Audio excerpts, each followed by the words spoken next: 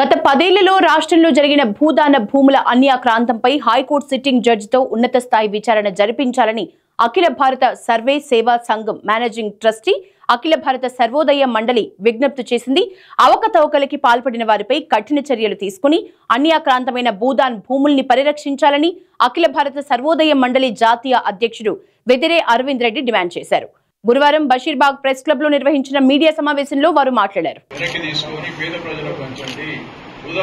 కేవలం పేద ప్రజలకు భూమిహీనులకు రైతు కూలీలకు మాత్రమే చెందుతాయి, వేరే వాళ్లకు కాదు.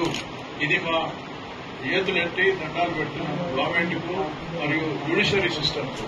Please save the Bhoodan lands, please save the Bhoodan lands, please save the Bhoodan. పేద ప్రజలు దళితులకు రైతు కూలీలకు ఇచ్చినవే, వేరే వాళ్ళకని కాదు. అది మా ఊరు దాని నుంచి స్టార్ట్ అయ్యి 100 నుంచి స్టార్ట్ అయ్యి 1000 ఆ కుటుంబం ఎకరాలు అఫీషియల్ గా వచ్చింది ఆల్ ఓవర్ ఇండియా. ఇంత స్కాండల్ ఎక్కడా లేదు ఇండియాలో. వారు వచ్చింది ఇప్పుడు ఆల్ ఓవర్ ఇండియా ఫోకస్ అయింది. ఇప్పుడు ఈ స్కాండల్ తోటి ఒక 5-6 జడ్జిమెంట్స్ రాగానే వారందరూ ఎక్కడైతే బుధాన్ అయితే ఎట్లా వారంతా ఆవేదన చెందుతున్నారు. సర్వసేవ ఇక్కడికి వచ్చి ప్రెస్ కాన్ఫరెన్స్ పెట్టారు. Appeal and the judicial system, please save the Bhoodan lands. They belong to the poor and the landless. Thank you very much.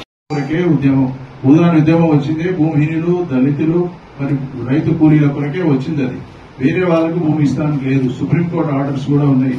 భూమిహీనులకు, దళితులకు, రైతు కూలీలకు తప్ప వేరే వాళ్లకు అలాట్ చేయకూడదు. చేసినవన్నీ వెనక్కి తీసుకోవాలి. ఇది మా విజ్ఞప్తి. సుప్రీంకోర్టు రూల్స్ ప్రకారమే అలాట్ చేయాలి. ఇది వారి విజ్ఞప్తి. ఇంతవరకు